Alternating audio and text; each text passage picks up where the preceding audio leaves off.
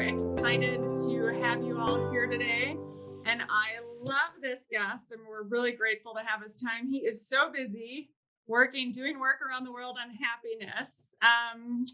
Luis, and how do you say? I don't even know how to say your last name. Hilardo? Come on, What? after all this time. I know. I don't think I ever have had to introduce you, though. I introduce all your speakers. Yes. Yes, Gallardo, Gallardo, whatever you prefer. Gallardo. Yes, it's very hard for me to roll that G. So he runs so many things actually, but he's part of the World Happiness Foundation, the World Happiness Fest, the World Happiness Academy, the World Happiness Awards. He runs an event every year. He helped get the International Day for Happiness established at the United Nations.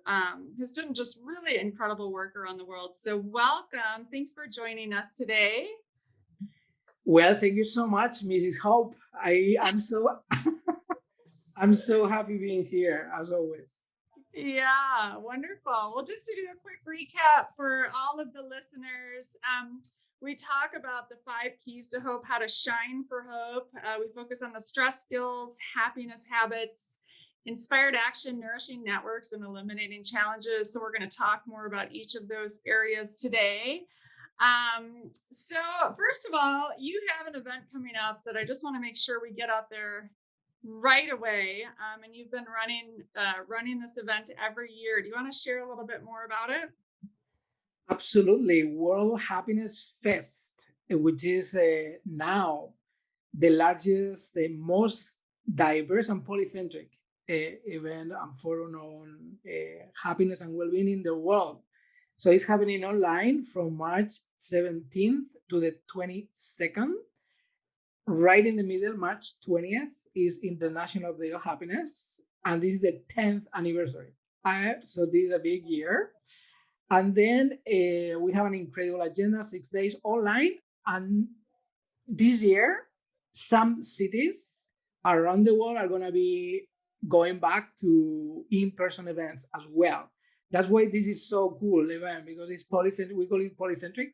So everybody can get access. You are in Spain, Zaragoza, you are in Asheville, or you are in Vietnam, you can get access to it in person or online. So March 17th and 22nd, between those days.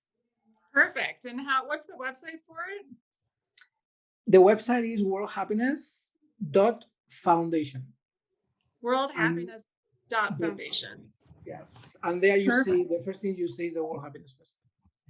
Amazing. Yeah, really. I've been involved the last several years, and we have some of the most incredible speakers from all around the world that are in health and technology and education. And let's see, what are the other areas? Public policy, happiness at work. But if there is one day that for me, and I think for you as well, because we do this together, that day is mental health and health. And it's key. That day is so important. And I think that we've been bringing, almost every single body who has something to say at a big scale and a small scale about this important topic of mental health, happiness, and hope. So I'm so looking forward to it. Yes, absolutely. Me too. And what is the cost for the events? Well, actually, you join on YouTube or Facebook is free. So this is like accessible to everybody. And then if you want to make a donation, because you are going to be using the networking and everything, is just $9. And actually, for every ticket of $9, we give one for free to teachers that are helping and develop or underserved communities. And then all the benefits, all the proceedings are going to our projects in Bhutan, in the Himalayas. So we are working there with many different institutions. So we are here for impact. Wow, that's incredible. What are you doing in Bhutan? Well, as you know, Bhutan is one of those, it's a kingdom in the Himalayas. And it's 800,000 people. And it's one of those countries that really focus in a deep way on bringing well-being and happiness at all levels of the society, from policy making, from the king himself to the parliament, and then to all the education system. It's one of those countries in the world that, from a wealth point of view, is one of the poorest, as we could say, but from a happiness point of view, is probably the happier.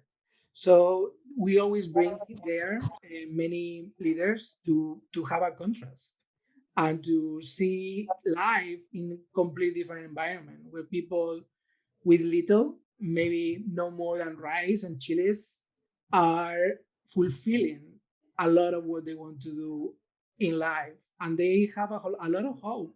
It's one of those countries with, I would say, with the rate of hope and happiness higher in the world. So it's pretty unique. Yeah, that's amazing. I mean, they definitely say that after a certain salary, I think in the US it's 75,000 or something, that your happiness doesn't change much, but it's things like connection and connection to others and a feeling of purpose and whatnot that is really impactful in your happiness. So and I, traveling all around the world, I think some of the happiest people I've met have been in the poorest conditions and yet really connected in community and purposeful and whatnot, in my experience. Yes, something that is important is one thing is poor in this case from a wealth point of view. Another thing is misery, Yeah. and this is the worst part. And you can have a lot of money, but you can live in misery. Mm. And this is very interesting because misery is very much related to lack, is and is very much related to a mindset.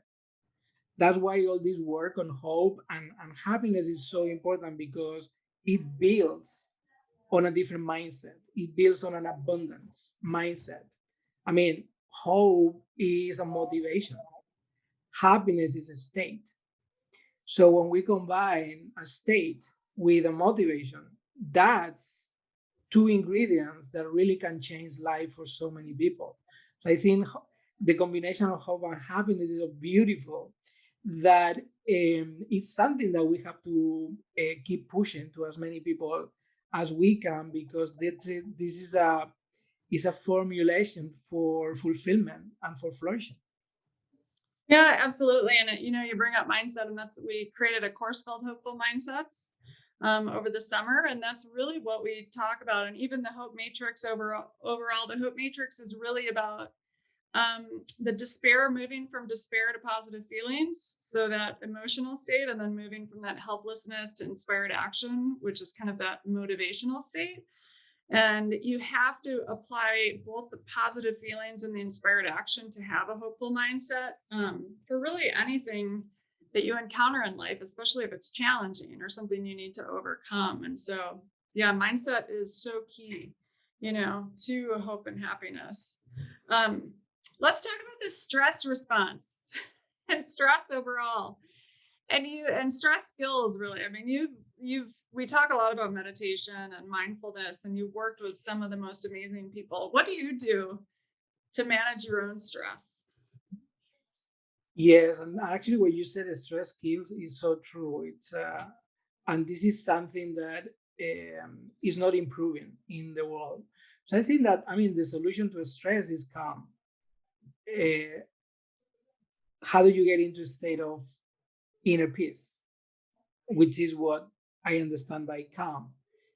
And this is, I think, this is the opportunity that we have in the world. We are all at the World Happiness Foundation. We are all about global peace, but we can get to global peace through inner peace.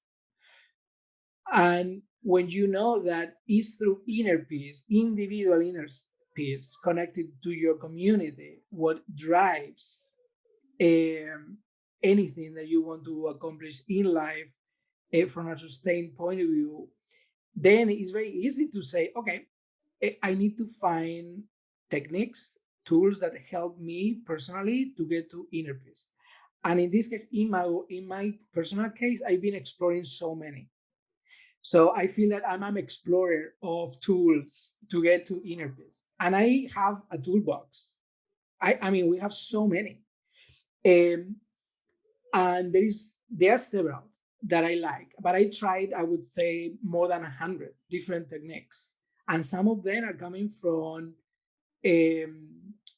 different cultures, from different religions, from the lab, from based on research, or based on ancestral wisdom.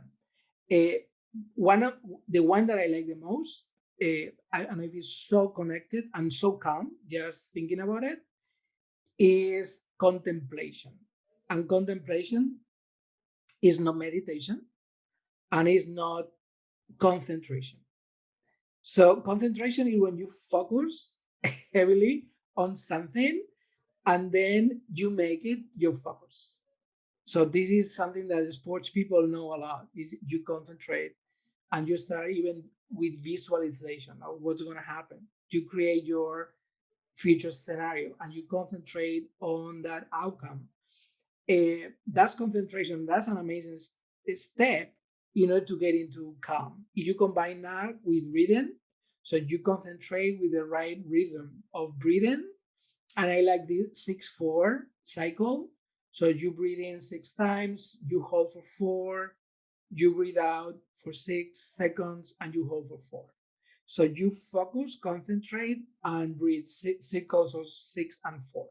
That's one technique that works for everybody. It's almost amazing. But if you want to go to the next level, that's the one I use, is contemplation. And contemplation is beautiful because contemplation, you have an active mind. And this is the difficult thing when people start with meditation. Normally, you cannot stop your mind, and people think that meditation is about stopping. That way, a lot of people don't, in the end, don't meditate because they cannot get it. But contemplation is different because you have to have an active mind. So this is very good for people that cannot manage the thoughts, and it's difficult for them to meditate. So contemplation, you focus and you observe with an active mind. So for example, I'm looking at you now and you're smiling. When I see your smile, I see that something's happened. So suddenly I see that your blouse moves to one side. And I say, oh, how cool. So I keep contemplating. And suddenly I see that the sun moves behind you and I see the light. And then I see the shadow behind your back. And at some point, that is going to ignite something in me. Maybe an idea, maybe another thought. And then the moment that happens, I integrate that into my daily life, into that moment. So it's beautiful because you can do contemplation anytime with anything. And the moment you start doing that, you are starting to get close to a state of flow. And we all know that this getting to a states of flow are an amazing opportunity to increase your happiness, your health, your creativity, and so on. That's why contemplation is one of those techniques that I use that gets you very close to flow. And then when you control that technique, and it takes some practice, then you are getting much more ready to go into meditation. And meditation is I would say the third technique that is critical here in order to manage and to self-regulate and to understand your emotions. Because when you meditate, basically you are aware of your thoughts, but you let them go, come and go, and you don't attach to any of them, which is very difficult for people who ruminate a lot and so on. So yeah, I would say that those three at different levels are the ones that I use every day. Amazing. You do it every day? Oh, yes. Yes. Yeah, that's wonderful. So tell me more, so after the contemplation and you see the shadows and the light, how would you integrate that into what you're doing? Or how does that then play out in your life? Or yeah, in this case, what the technique is, you observe till something happens. When that happens, then that's the signal that you get in order to do something with it. And maybe you decide, well, this is not big enough for me to do anything. mm-hmm. Or maybe you say, okay, this is what I needed in order to start thinking about something else. So it's just a small, subtle change for you to get a call to action to do something. But you are waiting for that moment to do something. And then the something that you do after is up to you. But the technique is basically you wait for the signal in order to do something. Got And it. I do this very often. I live by the ocean. So I look at the clouds, I see them move. And when I see a shape that inspires me, that's the signal for me to do something. But because you are waiting for that moment, it's so cool because you don't have anything more to do. It's like you are waiting for the signal. And it might take a minute or it might take 3 or 4. And but that's the time that actually you're using to calm your mind. So it's amazing. It's so powerful. Mm-hmm. I feel calmer just listening to you talk about it, actually. It's great. Yeah, so I mean, we talk about the stress skills as it relates to hope because we have what we teach our kids: the downstairs brain and the upstairs brain, and you can't be in the downstairs brain and the upstairs brain at the same time. And so the downstairs brain is where our kind of intense emotional responses occur. And so once we calm those down, we can then get to our upstairs brain, which is where we practice our happiness habits. There's things that keep us in that state of flow and joy and connection and all of that. So, what are some things that you do to keep yourself in that state, in that happiness kind of space and joyful space?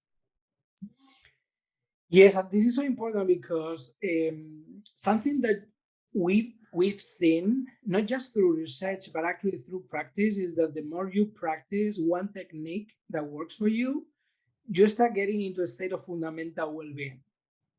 So that means that you get to the state, and when you're in that state, you are in the state. So that means that you you have created the conditions to stay calm even when something bad is happening. So actually you feel it is you feel that you don't get as angry as you were before. You keep getting angry, but now you identify that anger with something that is connected to triggers. So you become aware. And this is so important for everybody to become aware of your emotions and why and what is triggering that. So for example, something that I love working with my kids as well. And in this case, I link this to conflict resolution because that's what I study, and that's been my passion as a sociologist. So I like understanding communities and how groups behave, and that's why you get into conflict resolution. You need to understand why people get angry, because it's anger that is not funnel in the right way, what creates a lot of issues. But anger, when you understand that anger is based on injustice, and that's the state, that's so interesting because then when somebody gets angry, well, they feel injustice. And you know that automatically. It's like that person is angry because she or he feels that there is injustice going on. And then you go, okay, what is the injustice? So then you forget about the anger. It's not anger anymore, it's injustice. And then you get into belief systems because a lot of injustice is based on what you believe is right or wrong. So then you understand what is the belief system in this community, what is the belief system for this person. So suddenly, when you are trained to do that, you move from anger to, okay, this is a trigger automatically. And she's angry or he's angry because she doesn't feel recognized for her work. Why? Because the belief system here is meritocracy. It's about those who do most are getting privilege. So this is just an example.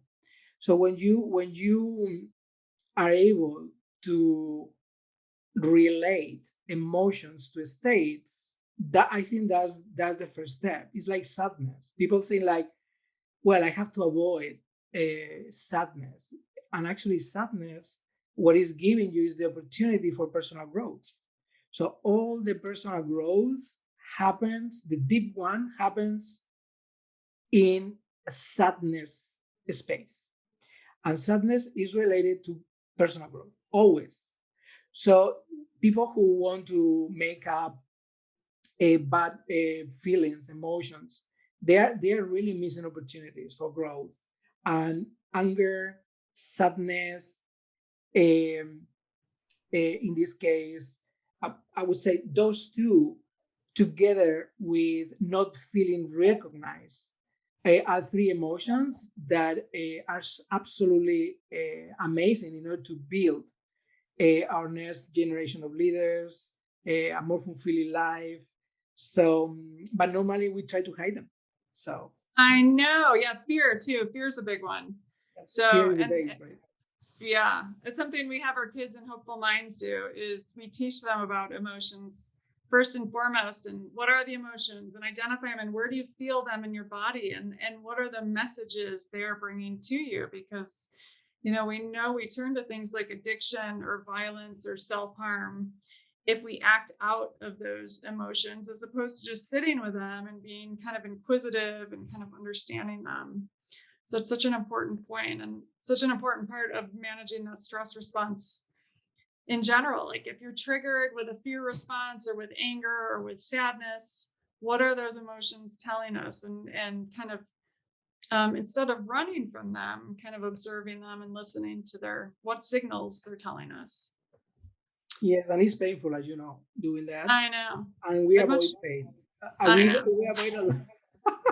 So it's like I'm avoiding. And it's so Yeah. funny because some people avoid them and some people attach to it like crazy, Yes. and they get depressed because of Yeah. over identification. So when you Yeah. are over identified Mm-hmm. with that, that's an issue. When you avoid it completely, that's another one. So Yes. that's what we have to navigate. How do we attach the touch in a way where we can be free? Yeah, absolutely.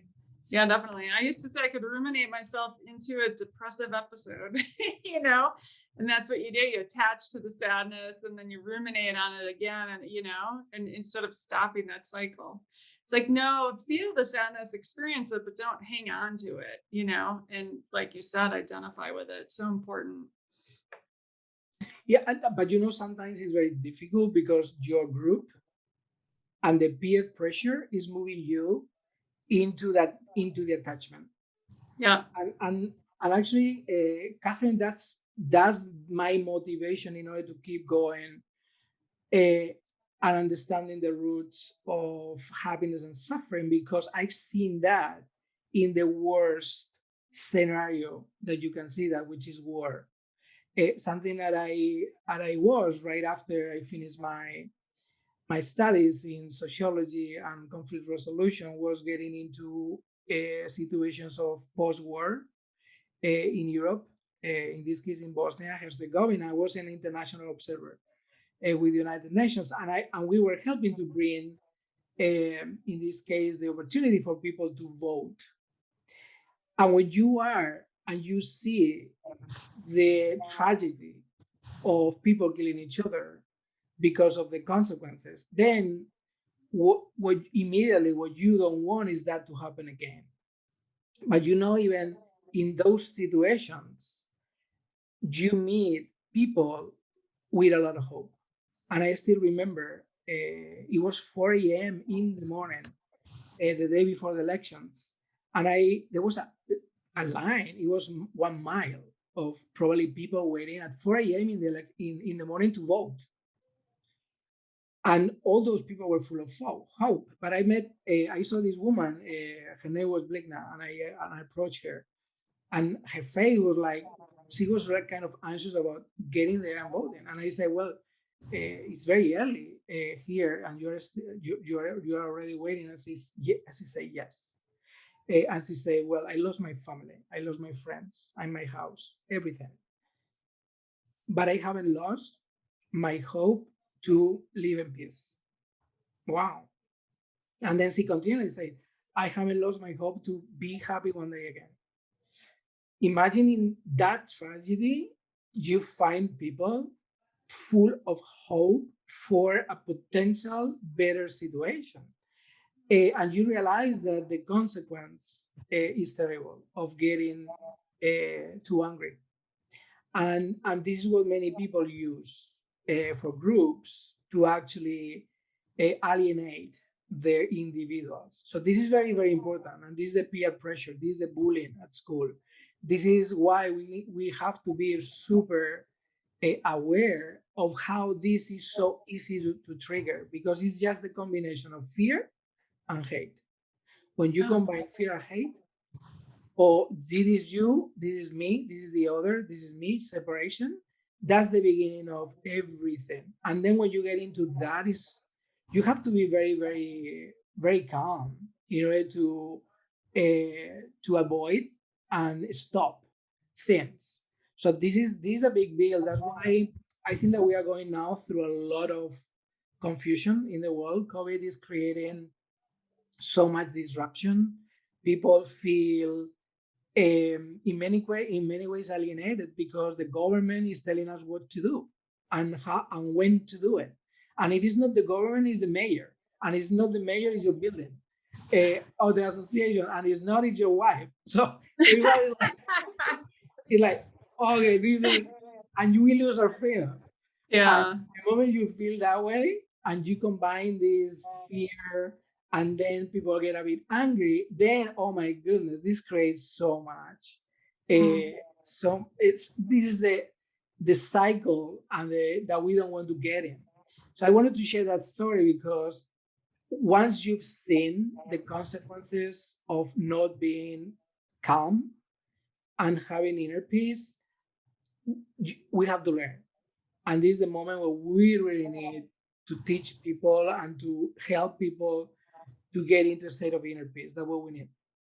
Yeah, absolutely. And I will say one thing, the news is not helping us do that.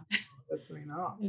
So but there is a moment that is not even driven. It's just people talk, and you get into the spiral, and then nobody knows why we are doing this, but we keep doing it. That's when we need conscious leadership. That's when we need kids, and this is the key. We need older people. We need over 65 and kids. Those are the population where we need to go. It's like, okay. So basically, we're not needed. Is that what you're saying? No, it's like, no, let's bring these two populations together. So for now, I think that we spoke about this a few months ago. This experiment that is working so amazingly in Canada. They combine foster kids. Basically, there was a hospital and basically an hospice with foster kids, and they combined them with another hospital with basically elderly people. So it was people with no family, over 65, 70, and foster kids. And they combined both into the same building. Well, it was incredible because the foster kids found somebody who was loving them. And then suddenly you find a reason why you keep living, because you have somebody to care for.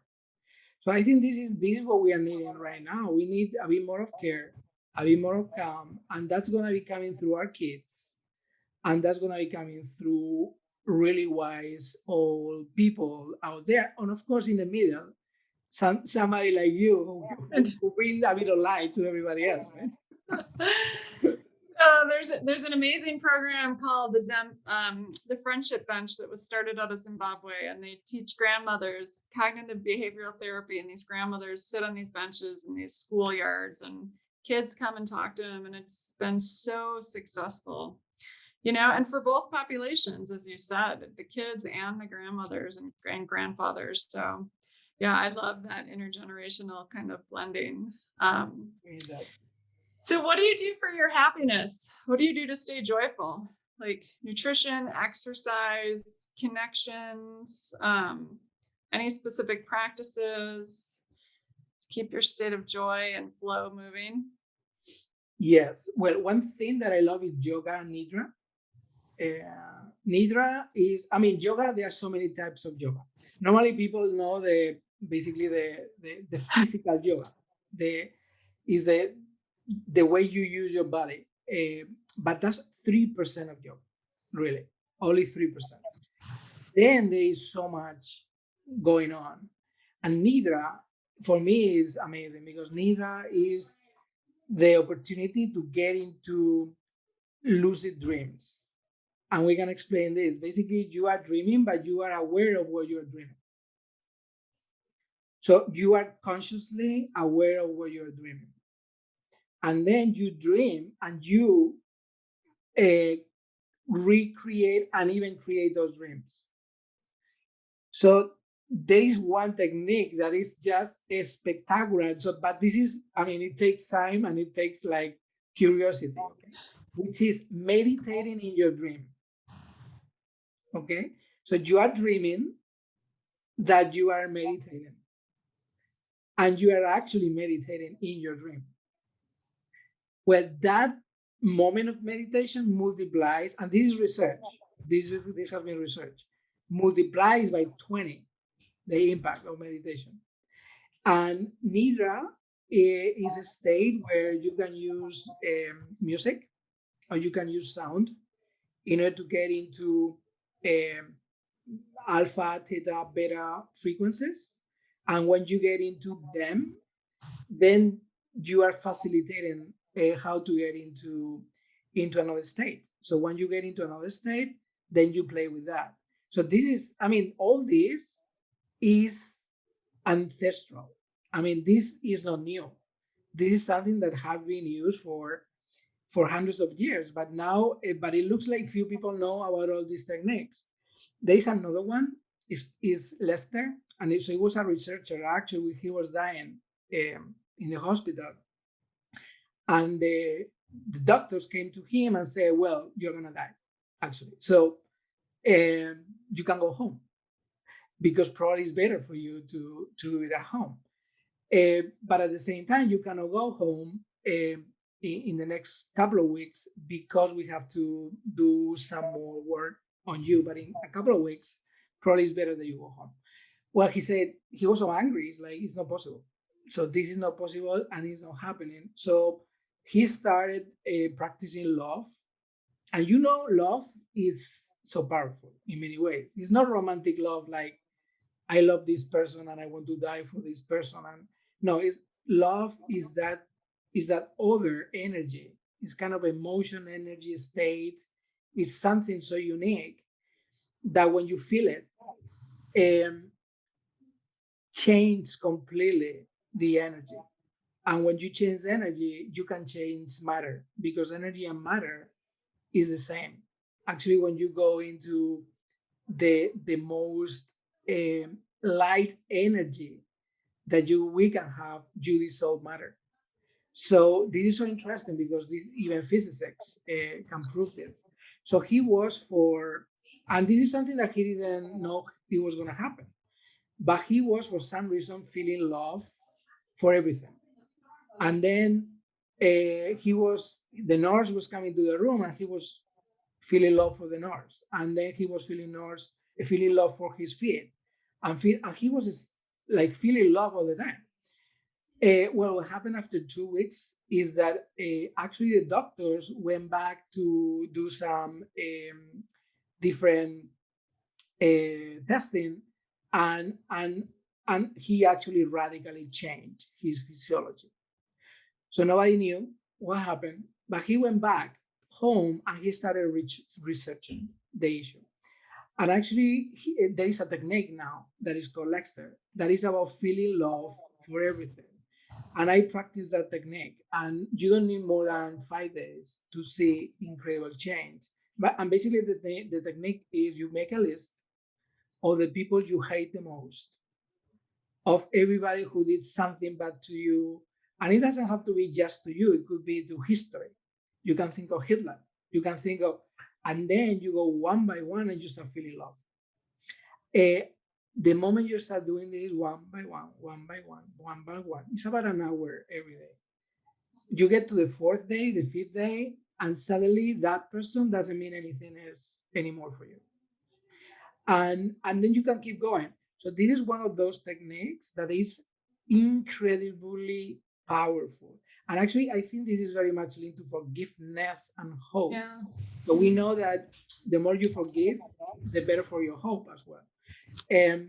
So that's another technique that I practice. So yoga nidra, Lester, and then all this contemplation and so on. I mean, I'm having fun practicing as much as I can in all this space. I know, that's amazing. And you've learned from so many different people. It must be hard to choose because there's so many things available.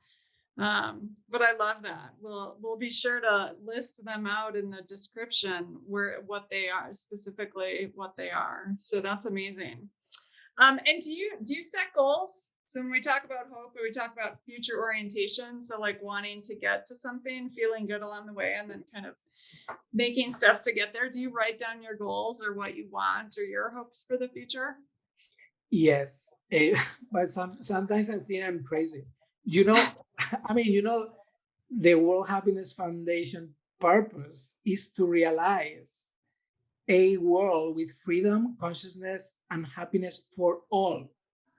That's 10 billion people by 2050. That's the number of people that is going to be on planet Earth if we don't have more COVIDs by 2050. So, I mean, that's a goal. Yeah. But then I don't attach to it. It's like, okay, this is a moonshot. It's like, okay, let's go for everybody happy, free, and conscious. Mm-hmm. And then something that I'm very happy with myself in this regard is that I'm very practical. It's like, okay, I can dream of this, but then I'm gonna keep doing practical things. So, for example, now I am working with this incredible organization called No Barriers. And No Barriers is focused on people with persistent struggles and disabilities. And we bring them into 3 days, 4 days, 5 days retreats in nature. And we have a protocol that goes from forgiveness. So one day you focus on the past and forgiveness.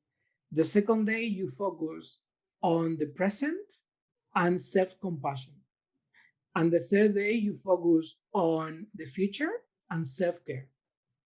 So you move from forgiveness to self-compassion to self-care in nature with people like you. So right now we are focusing on caregivers. And this is something that is incredible. In the United States, there are 53 million caregivers, family caregivers. Oh, I know, yeah. And 63 million people with disabilities. Yeah. When you combine one person with disability with one caregiver, we are talking about 100 million families. I mean, this is everybody. Yeah, I know. This is everybody. So actually, when we bring these caregivers and these people with disabilities in nature, and we do this type of protocols, in 5 days, their life is transformed, completely transformed. So I like to go into that practicality. It's like, sure, we're gonna get to 10 billion, but in the meantime, let's focus on 10 people. Let's focus on that. So that's the way I balance setting big goals with accountability. It's like, okay, I'm gonna get to 10 billion, but first I'm gonna get to 1. Right. So this is part of what I do. Yeah, that's amazing. And we talk about it with goals. We talk about aspirational goals. So kind of that it's good to have a few really big goals, and then it's good to have, shorter, practical, but it's good to have a combination of both of them, because if you don't see that big picture, you don't push as hard, you don't stretch as much.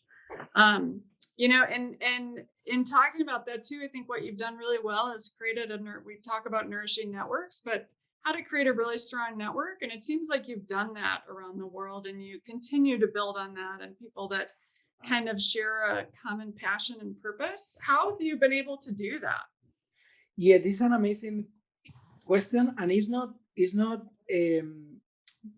it's not common sense. So it's like, okay, in order to pick a build, the first thing we think is, in order to build a big network, you have to think big, and you have to go to everybody.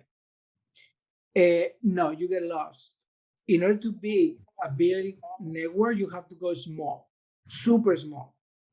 You have to go to 5 people. You have to create what I call the rope team. The rope team, and this is coming from climbing, is when you are hiking, you are climbing, you rope to your squad, to your team. And if something happens to one, the rest are going to take care of that person. So you are really roped. You can only be roped to 5, 6 people. That's your rope team. You go and you create your rope team. And that rope team at some point is going to be part of your rope team, but they are going to be creating their own ropes. So imagine 5 multiply, and then you get scalability. So it's 5, it's 25, and then you keep going. And now we all know what exponentiality is, because we know COVID, and we know how we move from one case to everybody. It's the same with community building. You go into rope teams, from rope teams to go to expanded family, and from expanded family, then you start encouraging others to create the rope teams. That's the way you get into a global network, because everybody is accountable for their own rope team, and that's it. I mean, it takes time, and it takes keep getting the fire on in many ways. People come and go, but in the end, I mean, you don't need 10 billion in order to get to 10 billion. That's the other beauty, is in order to get to 10 billion, you need a tipping point. And the tipping point right now, we know it is 25 million. But those 25 million have to be able to create rope teams. So this is the way I keep building communities, is through rope teams. I love that. That's a great analogy. That's really great. And we know that like having just one person in your network is really key. And I like the concept of 5, but it doesn't have to be huge networks. Just making sure that you're really connected to a small team. And like you said, you kind of support each other. So that's amazing. And we already kind of went over eliminating challenges and rumination and staying present. So are there any kind of final thoughts you have, or that you want to share with our listeners today before we head out? Well, I think that basically just reinforcing the incredible job that you keep doing. We need this more than ever. So you are resilient. and you know that, and we need that resilience. Yeah. But resilience in this case is really critical in order to get things done. And this is what we need. We need a bit of patience, because nothing is permanent. And this is something that people don't feel good. It's like people don't want change. And people don't want change because they have fear to the unknown. It's not because things move, it's because they have fear to the unknown. That's why change is difficult. Right now, we are under so much change. It's all the time. So in order to deal with change, we need resilience. And in order to have resilience, we need patience. And in order to have patience, we need inner peace. So it's something that you cultivate yourself. And I think that this is something that is part of the embodiment, part that we all have, and you especially. So that would be my last thing. Let's be all Catherine. I learn from you, because you embody what you do. Oh, you're so sweet. Thank you so much. Thanks for sharing all your wisdom. I learned so much today. So I'm going to have to go listen back and research some of the techniques you use. I'm really excited to do that. And I think our listeners will be as well. So you're a wealth of knowledge, and you do so much amazing work in this world, and have learned from really the best and the brightest, and are yourself. So I appreciate you taking the time and sharing with us all, and can't wait for the next Happiness Fest. It's coming up upon us. It's coming up. Become a Hapitalist. That's the call to action. Capitalist is somebody who is able to cultivate freedom to be, consciousness to expand and evolve, and happiness to share. And all that is wrapped with hope. Yeah, absolutely. So become a capitalist. Capitalist. Perfect. So go to worldhappiness.foundation to find out and to sign up. Again, it starts on March 17th of this year, and we do it every year. So, and you can listen to the videos and whatnot, and even after the fact. So it's a really great, really incredible teachers that are on. So thank you so much for joining us, and thank you all for listening in. Wishing you a wonderful week, and we'll check you next week on the Hope Matrix.